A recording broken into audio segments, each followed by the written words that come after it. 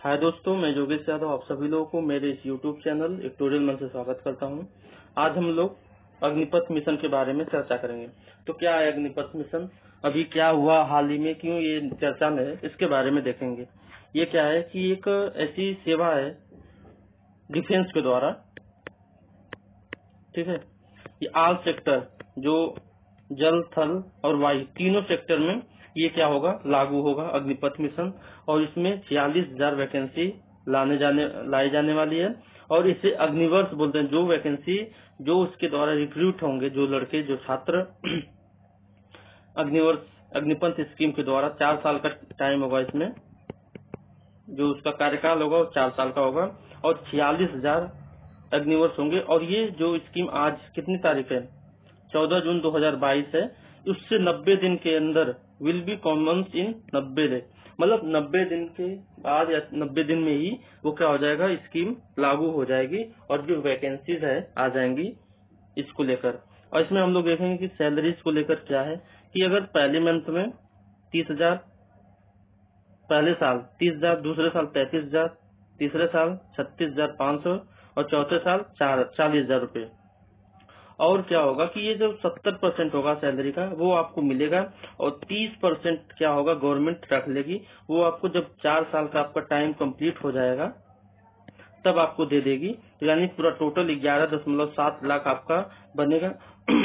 और उसको पेंशन ना बोलेंगे, जैसे कि और एम्प्लॉय जो रिटायर्ड होते हैं तो उनको पेंशन बोलते हैं, लेकिन इसे क्या बोला जाएगा, सेवानिधि पैकेज, सेवानिधि पैकेज बोला जाएगा, ठीक है। और जो ये 11.71 लाख है वो टैक्स से, उस पर टैक्स नहीं लगेगा। जैसे क्या है, अभी कोई कोई टीचर रिटायर्ड हो रहा है या अगर वो 10 लाख रुपए या 15 लाख रुपए पा रहा है तो उस पर टैक्स लग जाएगा। तो उसका एक कुछ परसेंट 10%, 5% गवर्नमेंट कट कर लेगी। लेकिन जो इसमें 11.71 लाख मिलेगा आपको, वो क्या होगा, विदाउट टैक्स होगा। दोस्तों अब इस स्लाइड पर हम लोग देखेंगे पूरा अग्निपथ स्कीम है क्या। देखो लिखा है, मौका जिंदगी जिंदा दिली से जीने का, आओ बने हम भारत के अग्निवीर, थल सेना, नौ सेना, वायु सेना में, ठीक है।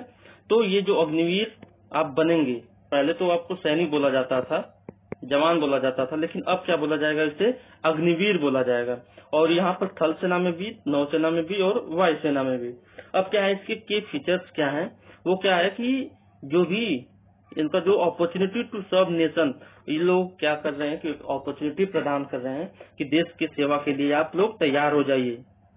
क्या और क्या है, पैन इंडिया, ये जो इंडिया पर पूरे ऑल इंडिया लेवल पर इसका रिक्रूटमेंट होगा। और इसमें 4 साल की वैकेंसी, 4 साल का जो टाइम होगा सर्विस देने का, 4 साल का टाइम होगा।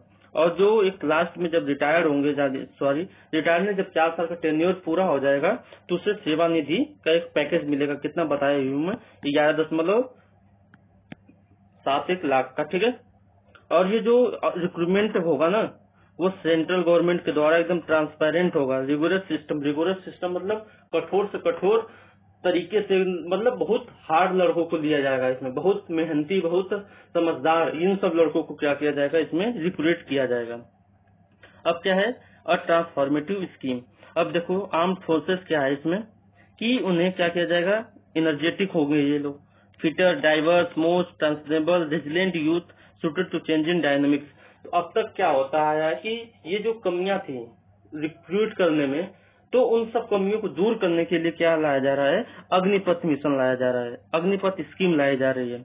Selection of the best, rigorous and transparent selection. अब बताएंगे कि जो सिलेक्शन होगा उनका बहुत ही रिगोरस, बहुत ही कठिन तरीके से होगा। और यूथफुल प्रोफाइल होगी, जैसे कि optimal balance of youth experience, ठीक है, ये कोई मैटर नहीं करता। Endeavour to harness benefit of skill India by induction of tech in. और जो उसमें जाएगा तो कहीं न कहीं उसके अंदर टेक्नोलॉजी बहुत ही ज्यादा इम्प्रूव किया जाएगा उस लड़के के अंदर। इंडिविजुअल्स के बारे में चर्चा करेंगे यहाँ पर। Opportunity for youth to fulfil the dream of joining the armed forces and serve the nation. अब देखो यहाँ पर है कि जो ये बोला जा रहा है कि बच्चों को अपॉर्चुनिटी दिया जाएगा तो क्या करें, देश की सेवा के लिए आर्म्ड फोर्सेस में जाकर ज्वाइन हो जाए। मिलिट्री डिसिप्लिन सीखेंगे, मोटिवेशन सीखेंगे, स्किल समझेंगे और फिजिकल फिटनेस के बारे में वो सब कुछ वहाँ पर जाकर सीख लेंगे। और उनका जो रिज्यूमे होगा वो बहुत ही यूनिक होगा। नॉर्मल पीपल के अकॉर्डिंग उनका जो रिज्यूमे होगा, सीवी होगा, वो बहुत ही ज्यादा यूनिक हो जाएगा। स्मूथ इंटीग्रेशन इनटू सोसाइटी, जो उनके हिसाब से जो इंटीग्रेशन क्या होगा ना, मतलब सोसाइटी में उनका बहुत ही ज्यादा मान सम्मान होगा और सर्टिफिकेट मिलेगा, डिप्लोमा होगा, ये सब चीजें उनको प्रदान किया जाएगा। गुड फाइनेंशियल पैकेज बताए हूँ कि मतलब 30,000 से स्टार्टिंग हो जाएगी, 30,000 पर मंथ सैलरी से। ठीक है। अब नेशन के बारे में देखते हैं। National integration based on unity in diversity with equal opportunity to youth including women and all reason.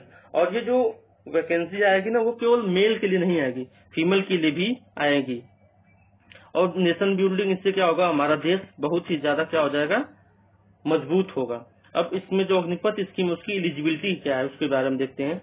17.5 से 21 ईयर तक इसकी क्या है, एलिजिबिलिटी है कि आप 17.5 से 21 साल के बीच तक ही उसमें क्या होंगे, रिक्रूट हो सकते हैं।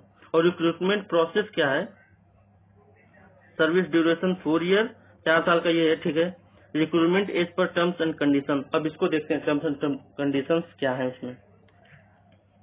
ट्रेनिंग क्या होगा, इम्पार्टेड रिगोरस मिलिट्री ट्रेनिंग। जो क्या होगा, जो ट्रेनिंग होगी बहुत ही ज्यादा, बहुत आपको मतलब बहुत मजबूत स्ट्रेंथ, आपकी जो स्ट्रेंथ होगी उसको बहुत ही मजबूत कर दिया जाएगा। सर्विस क्या होगा, opportunity to serve the nation in the varied terrain from mountains to desert on land sea and air.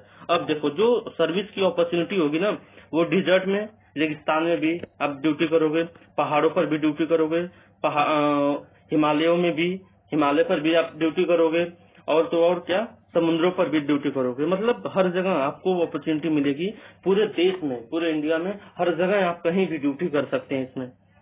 Financial package के बारे में चर्चा करेंगे। आपको का फर्स्ट ईयर कितना मिलेगा, 4.76 लाख रुपए आपको मिलेगा। अब अपग्रेडेशन अप टू स्प्रॉक्स, और 4 साल के बाद, जब 4 साल मतलब लास्ट में 4 साल पहुंचते पहुंचते आपका कितना हो जाएगा, 6.92 लाख हो जाएगा। ठीक है।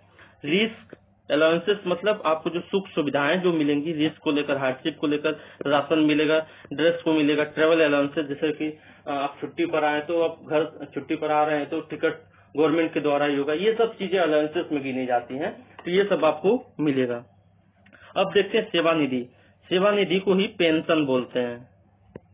अब यहाँ पर उनको सम्मान देने के लिए सेवा निधि बोला जा रहा है। जैसे कोई 60 साल का सर्विस करने के बाद उसको पेंशन मिलती है, तो यहाँ पर पेंशन न बोलकर उसको सेवा निधि बोला जा रहा है। तो सेवा निधि आपको कितना मिलेगा, 30%। आप जितने साल में, मतलब 4 साल में, 4 साल का और 4 साल ड्यूटी की है, 12, तो मतलब 48 मंथ आप ड्यूटी की है। ठीक है। तो उसमें का जो 30% ऑफ सैलरी क्या होगी आपका, ये सेवा निधि के रूप में आपको लास्ट में 4 साल के बाद मिल जाएगी। ठीक है। और तो अप्रोक्स कितना हो जाएगा, 11.71, मतलब 11.71 लाख रुपए आपको लास्ट में मिल जाएगा।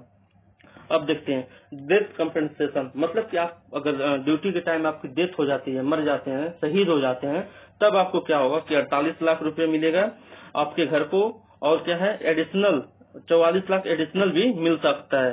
पे for unreserved portion up to 5 year including Seva Nidhi component. ठीक है, छोड़ो।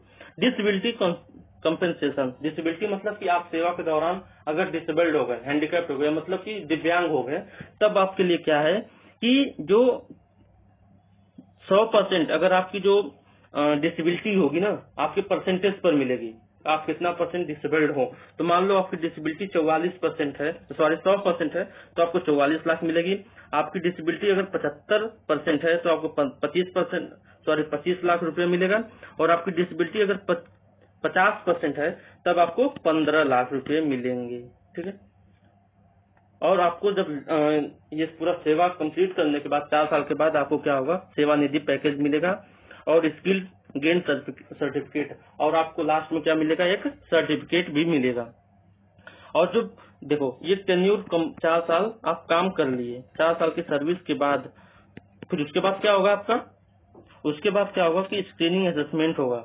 अगर जो बच्चे बहुत ही ज्यादा मतलब 4 साल के बाद अच्छा खासा मतलब खुद के अंदर इम्प्रूवमेंट ला दिए हैं, तो वो क्या हो जाएंगे, आगे बढ़ सकते हैं इसमें, डिफेंस में। Agniveers can apply on volunteer basis to enrol in the regular cadre.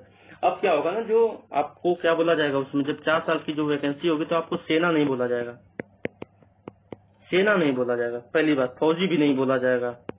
आप लोग भले ही कोई लोग बोलते, लेकिन वो अलग चीज है। लेकिन गवर्नमेंट आपको क्या मानेगी, अग्निवीर मानेगी, ठीक है। तो उनको क्या बोला जा रहा है कि उसके बाद 4 साल के बाद आप क्या कर सकते हैं कि जो कैडर होगा उसमें आप अप्लाई कर सकते हैं, इंडिविजुअली आप उस पर अप्लाई कर सकते हैं। अगर उसमें आप सेलेक्ट हो जा रहे हैं तो ठीक है, आप आगे भी ड्यूटी कर सकते हैं उसमें। उसका सिलेक्शन कैसा होगा, on selection in centralised transparent and rigorous system. और जो सिलेक्शन होगा वो तो जाहिर सी बात है, फौजी का जो सिलेक्शन होता है बहुत ही ज्यादा ट्रांसपेरेंट, मतलब कि कोई मतलब उसमें वो नहीं होता, करप्शन नहीं होता है।